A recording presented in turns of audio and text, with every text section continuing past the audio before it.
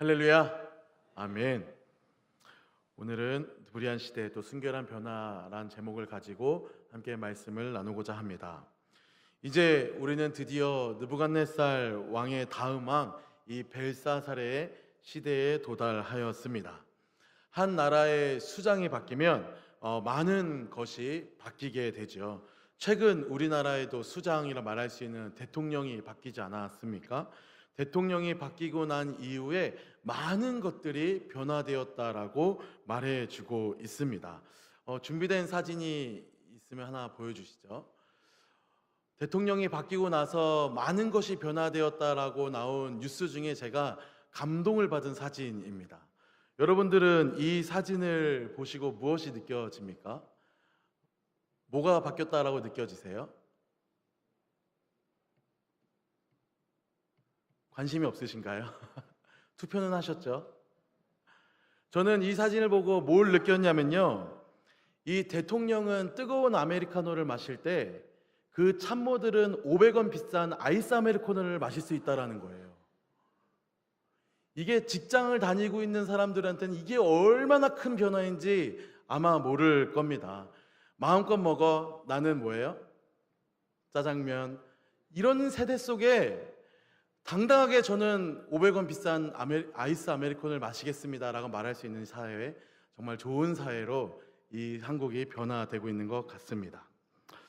이처럼 누구나 변하는 꿈 꾸죠. 저 역시도 이 여름을 맞이해 저의 이 몹쓸 몸뚱아리를 좀 변화하고자 또 안 갈 줄 알지만 또다시 6개월짜리 헬스장을 또 끊었어요. 6개월 뒤에 저의 모습이 변화되기를 진심으로 소망합니다. 제가 안 변하면 아멘 하신 분들의 믿음이 연약한 거예요. 그런데 참 안 변하는 게 있죠. 변하지 않는 것이 있습니다. 이 세상이 참 변하지 않고요. 또 나 자신이 그렇게 변하지 않아요. 변하지 않는 세상과 그 세상에 살고 있는 변하지 않는 나의 모습을 바라보고 좌절하고 무기력감을 느낄 때가 얼마나 많이 있는지 모릅니다. 오늘은 그러한 의미에서 이 벨사살을 바라보며 이 불의한 시대에 우리가 바라봐야 할 이 변화에 대해서 한번 살펴보고자 합니다. 요즘 들어 제가 자주 하고 있는 고민은 사람은 과연 변하는가입니다. 사람은 과연 변하는가? 저희 일청년부는 지난주부터 삶이 변하는 훈련이란 타이틀로 예비 리더 훈련, 예비 제자 훈련이 시작되었습니다. 11명의 지원자가 지원을 하셨고 또 11명의 훈련생들이 어제부터 훈련을 받기 시작했습니다. 매일 새벽마다 이 11명의 아이들 이름을 가장 먼저 불러가면서 제가 기도를 해요. 하나님, 이 11명의 아이들의 영혼을 변화시켜 주시옵소서.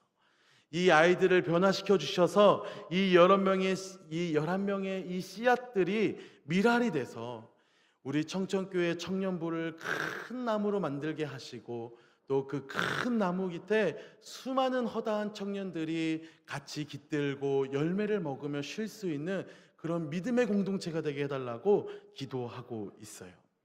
그런데 이 11명의 아이들들을 이렇게 잘 살펴보니 제가 그 고등부를 했을 때 저한테 제자 훈련을 받았던 친구들이 굉장히 많이 있었습니다. 그때 비록 고딩들이었고 저도 그때는 전도사였기에 뭐든지 다 어색했겠지만 그래도 나름대로는 진지하게 훈련을 받았고 저도 굉장히 진지하게 그 아이들들을 변화시키기 위해서 훈련시켰던 기억이 납니다. 그리고 그 아이들들이 이제는 나이가 먹어서 청년부가 돼서 또다시 변화하겠다라고 제자반에 신청을 하게 된 것이죠. 하나님이 은혜를 사모하는 이 아이들들이 얼마나 이쁜지 몰라요. 그런데 이 아이들의 영혼들을 불러가고 기도해 가면서 제 마음속에 느끼는 또 다른 생각이 바로 그거였어요. 과연 사람은 변하는가? 과연 사람은 변하는가죠. 이 질문은 곧 과연 세상은 변하는가? 라는 질문이기요. 또 이 질문에는요, 교회가 과연 이 세상을 변할 수 있는가? 그리스도인들이 이 세상을 과연 변화시킬 수 있는가라는 본질적인 질문에 담겨져 있었습니다.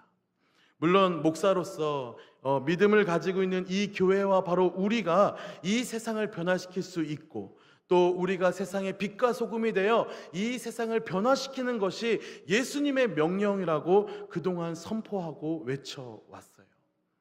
하지만 이 세상 가운데 살고 있는 저와 여러분들의 모습을 보니, 또 이 세상의 삶의 모습을 보니, 과연 이 교회가, 우리 크리스찬들이 이 세상을 변화시킬 수 있는 것인가 라는 어려운 마음이 저의 마음을 짓눌렀던 한 주입니다.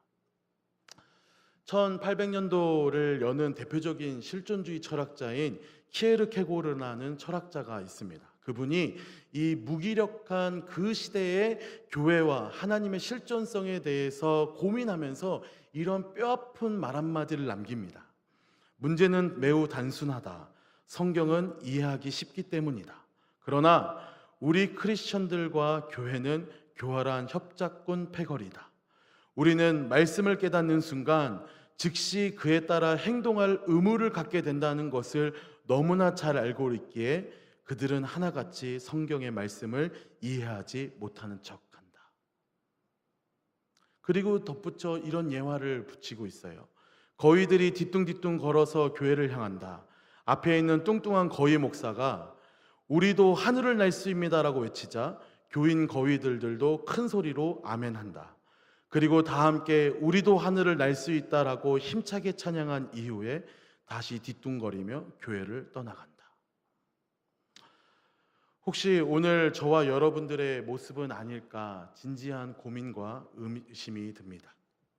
매 주일 이 자리에 나와 알쏭달쏭한 설교 말씀은 듣고는 있지만 반은 졸고 반은 딴 생각하면서 앉아있다가 설교자가 큰 소리를 외치면 그자서야 아멘 하고 찬양을 부르고 나아는 가지만 이 거위처럼 날 생각조차는, 또 날 시도조차는 하지도 않는 그런 거위들의 모습이 혹시 우리들의 모습이 아닐까요? 이 땅에 있는 이 교회들의 모습이 왜 점점 폐잔병들의 집합소가 되어갈까요? 세상으로부터 받은 상처들을 서로 쓰다마 주기만 급급한 교회의 모습이 우리에게 남아져 있는 거죠. 그러면서 그 사람들은 설교자들한테 요구해요. 제발 설교 말씀을 가지고 혼증그만 내세요. 위로의 설교만 해주세요. 축복의 설교만 해주세요 라고 말하기 시작해요. 그리고 세상을 구원하자, 복음을 전하자, 세상을 변화시키자라는 그런 식의 설교는 부담스럽다고, 관심도 없다고, 제발 좀 그만하라고 외치는 시대가 오늘 혹시 우리가 살고 있는 이 시대의 교회의 모습이 아니겠습니까? 바로 이러한 모습들이 오늘 본문에서 등장하고 있어요.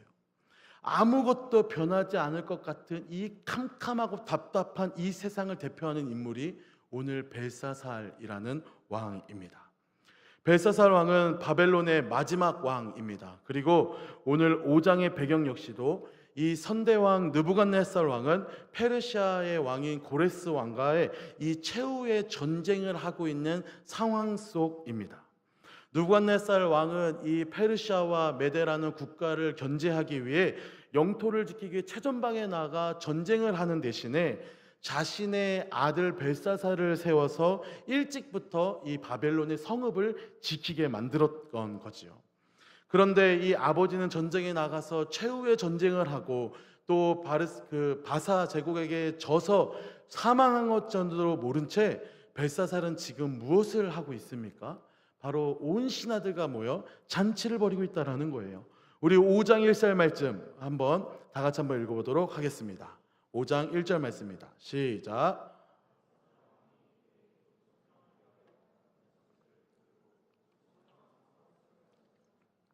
벨사살에게 있어서의 이 세상은 어쩌면 변하지 않는 그런 갑갑한 세상이었을 것 같아요.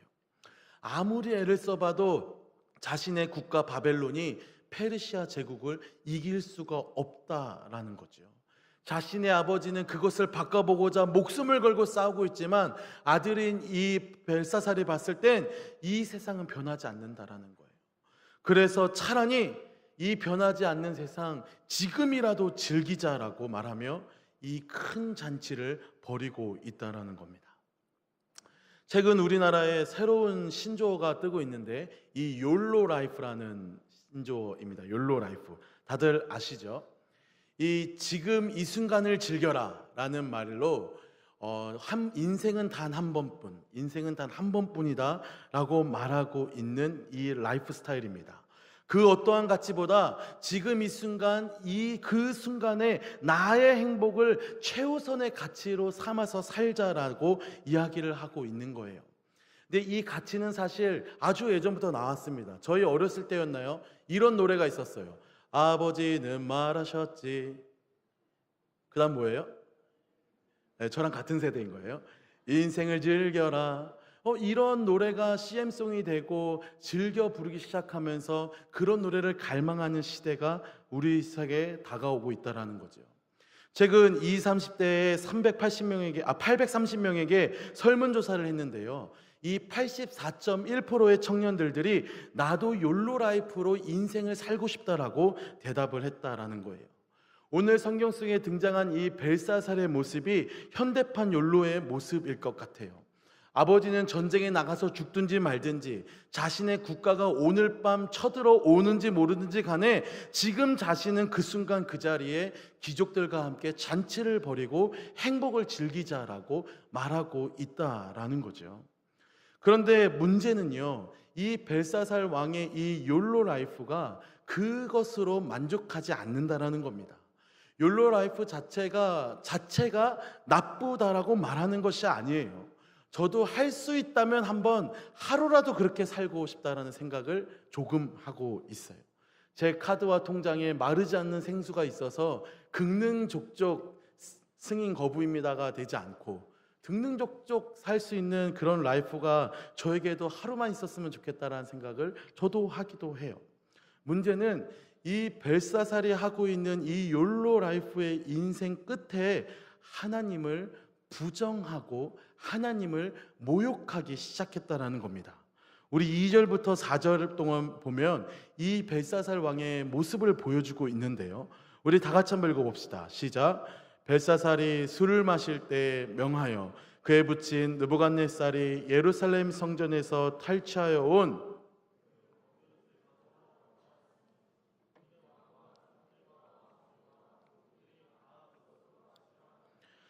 이에 예루살렘 하나님의 전 성소에서 중에서 탈취하여 온 금그릇을 가져오매 왕이 그 귀족들과 왕후들과 후궁들과 더불어 그것을 마시더라.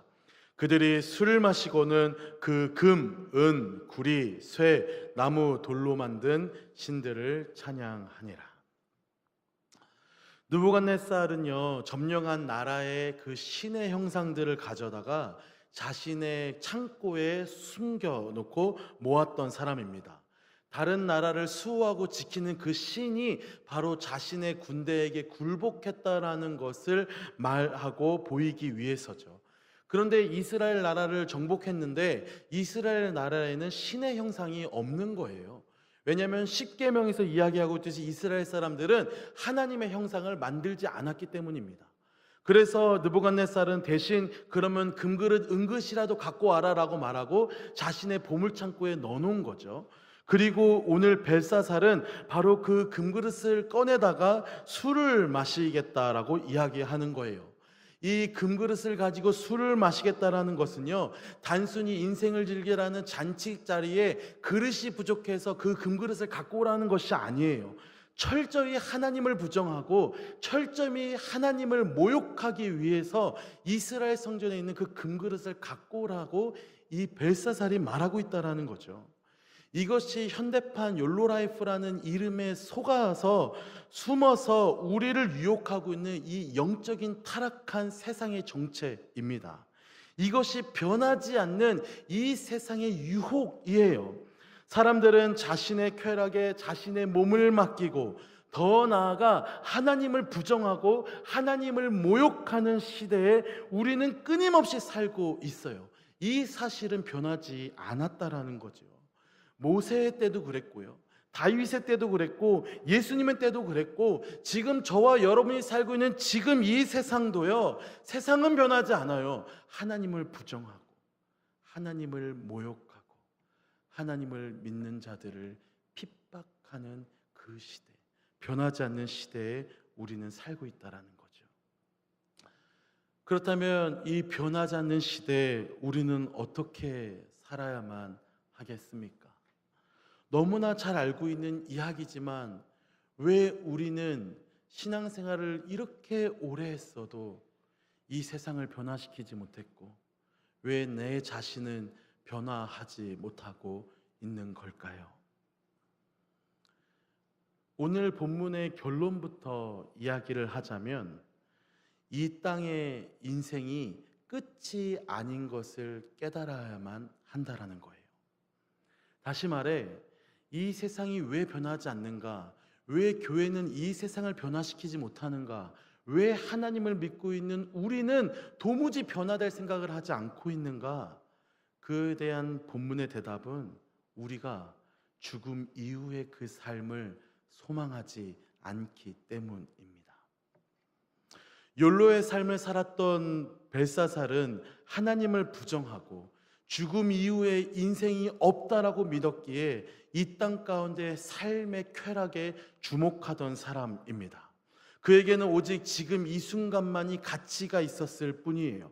오직 이 땅의 쾌락과 오직 이 땅의 즐거움만이 자기 인생의 최고의 가치였고 끝의 가치였다라는 거죠. 그런 벨사살과 세상 가운데에 하나님의 손가락이 나타나 메시지를 전달합니다.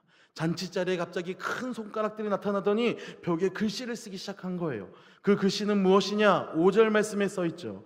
그때 사람들의 손가락들이 나타나 왕궁 촛대 맞은편 석회벽에 글자를 쓰는데 왕이 글자 쓰는 손가락을 본지라. 이 글씨는 무엇일까요? 보이지 않는 이 세상, 변하지 않는 이 세상, 하나님을 거부하고 하나님을 부정하며 하나님을 모욕하고 있는 이 세상을 향한 그 하나님의 메시지는 무엇입니까? 25절에 써 있어요. 기록된 글자는 이것이니, 다 같이 읽을까요? 시작. 곧 메네메네, 주문 같죠? 메네메네 데겔 우바르시니라. 다니엘은 이 단어를 벨사살에게 해석해 줍니다.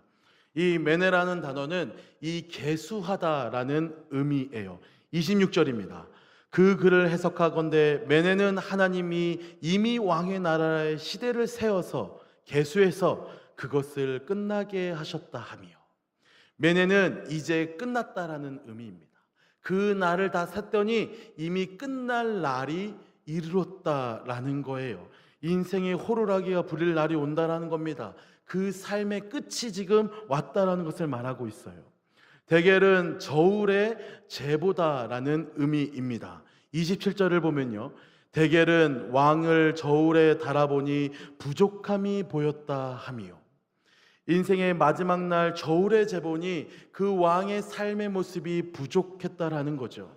그 죄가 너무 크고 너무 무거워서 이 저울대가 저주와 심판으로 기울었다라는 겁니다.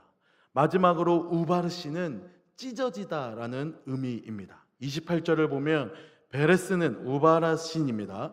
베레스는 왕의 나라가 나뉘어서 메대와 바사 사람에게 준바되었다 함이니라 하니, 이 우바르시는 찢어지다, 바로 최후의 심판을 의미합니다.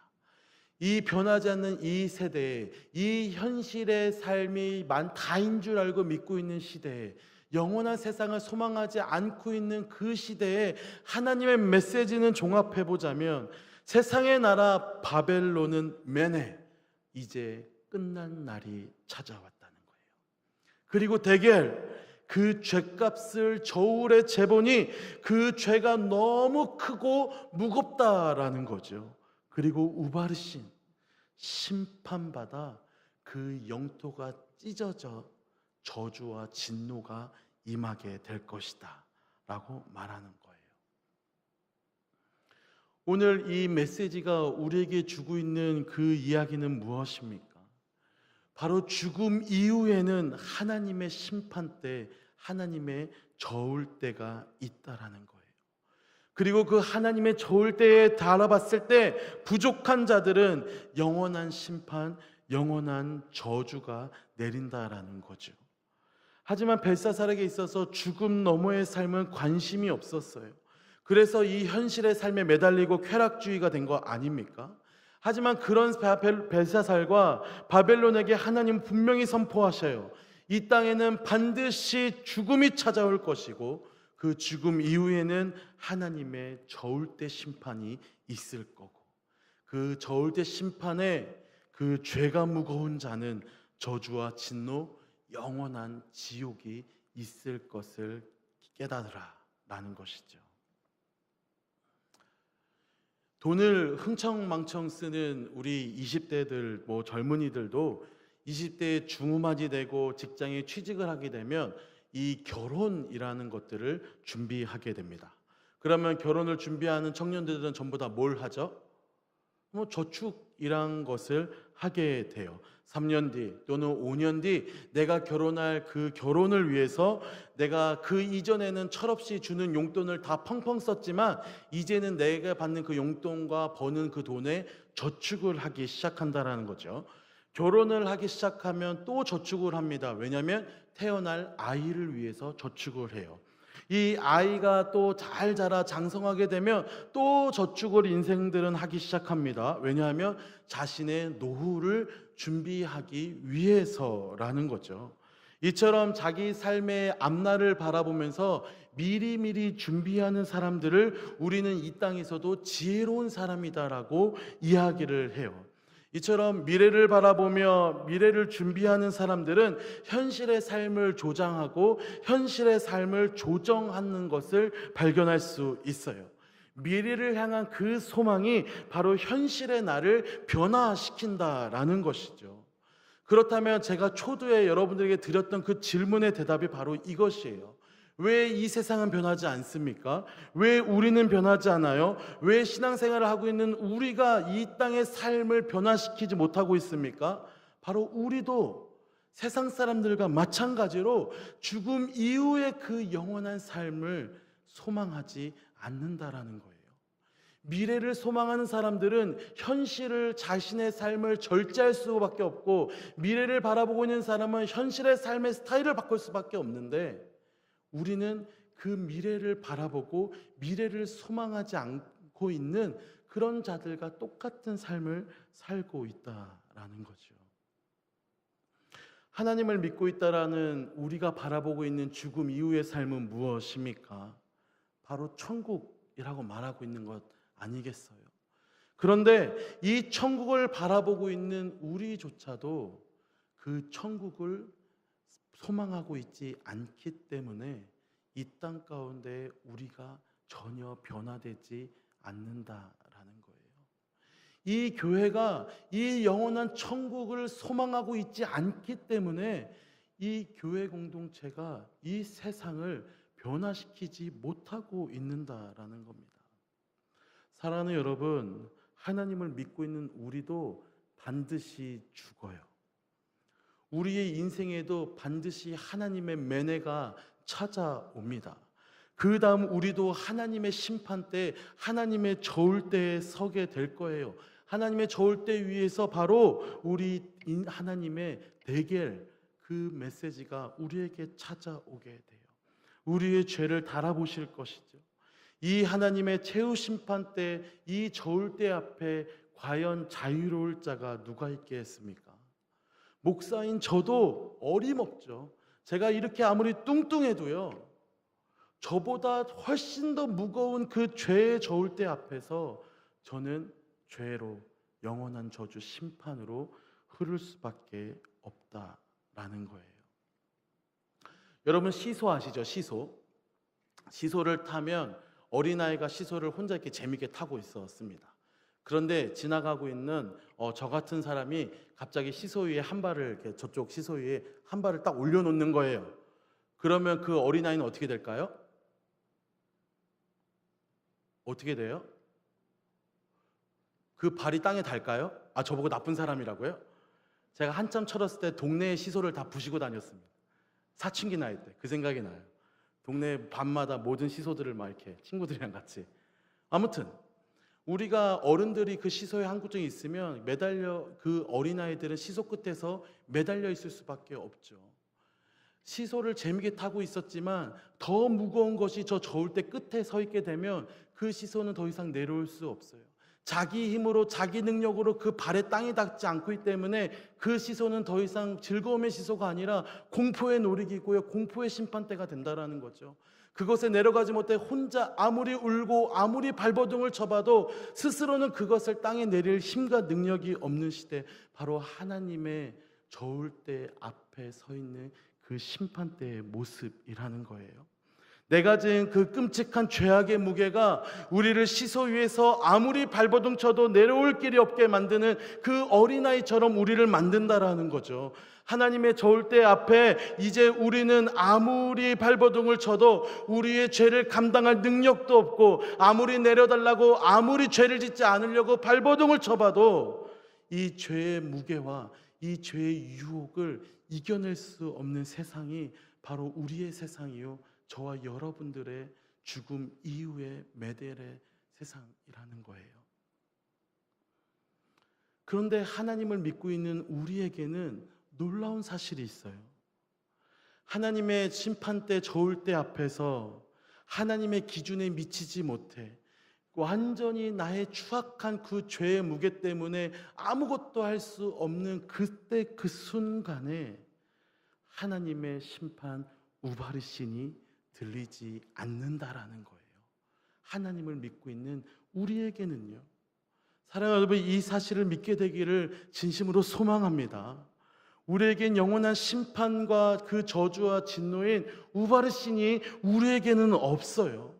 다니엘서는 이 바벨론의 포로에 살고 있는 이 이스라엘 예루살렘에게 바로 이 사실을 전하고 싶은 거예요. 이스라엘아, 너희가 지금 살고 있는 그 세상은 변함없이 끝도 없이 이 하나님을 모욕하고 핍박하지만, 지금 너희가 살고 있는 그 세상은 바벨론의 포로 생활이겠지만 너희와는 다르게, 바벨론과는 다르게 하나님을 믿고 있는 너희에게는 우바르신이 없을 것이다. 지금 이 메시지를 우리에게 던져주고 있는 거죠. 왜 우리에겐 찢겨지는 그 최후의 심판, 왜 최후의 저주의 멸망이 우리에겐 없습니까?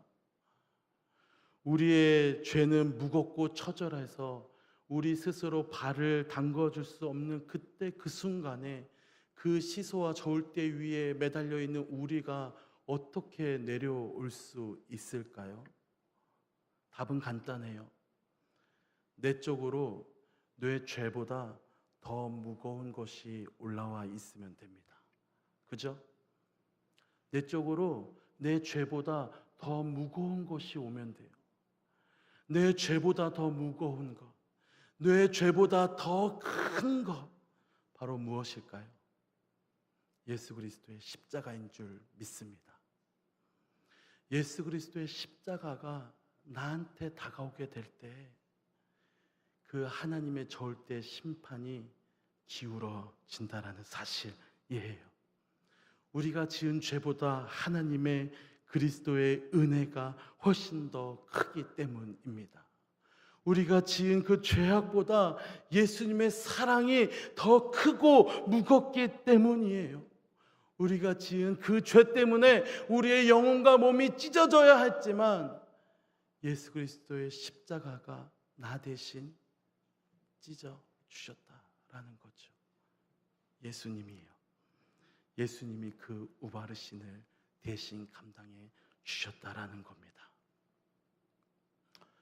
사랑하는 여러분, 하나님 앞에 섰을 때 인생의 저울대가 저울어져서 아무런 소망도 없이 살아나가고 있을 때 내 마음에 십자가 지신 예수님이 찾아오신 것, 그것이 우리의 소망이 되기를 진심으로 소망합니다. 이 소망만이 바로 우리를 변화시킬 수 있어요. 이 소망만이, 이 예수님만이 이 세상을 변화시키고 이 세상을 이기시고 우리를 변화시킨다라는 거죠. 우리가 함께 다짐했으면 좋겠습니다. 이 세상의 삶이 끝이 아니다. 나는 영원한 천국, 영원한 하나님 나라를 소망하는 사람이다. 내가 어떻게 그렇게 될 수 있는가? 내 안에 내 죄보다 훨씬 무거우신 예수 그리스도의 십자가가 함께하고 있을 때, 할렐루야, 그 예수님과 함께할 때에 이 불의한 시대 우리가 변화할 수 있습니다. 이 예수님과 함께 동행하고 이 예수님과 함께 소망하는 믿음의 저와 여러분들이 되기를 진심으로 소망합니다. 말씀을 맺고자 합니다.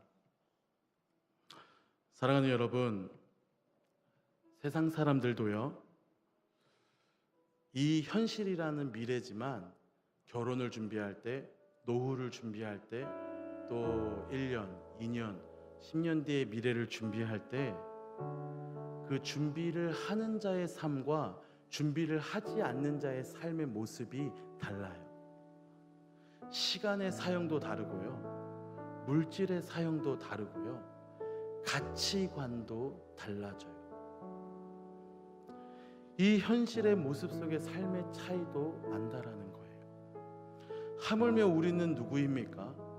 이 영원한 나라, 영원한 천국, 영원한 것을 소망하고 있는 사람들 아니에요? 그렇다면 이 땅의 삶이 끝인 줄 알고 살고 있고 미래를 준비하지 못하고 영혼을 준비하지 못한 그들과는 우리는 무엇인가 다르게 살아야 되지 않겠습니까? 그런데 우리가 그들을 변화시킬 수 없다고요? 그런데 우리와 그들이 전혀 다를 바가 없이 살고 있다고요? 우리의 삶이 세상 사람들과 똑같다고요? 오늘 단위에서 말해주고 있는 그 메시지, 내가 과연 부활을, 또 영원한 하나님의 나라를 소망하고 있는가? 내가 과연 정말 그 천국을 소망하고 있는 자인가? 한번 다짐하게 되기를 소망합니다.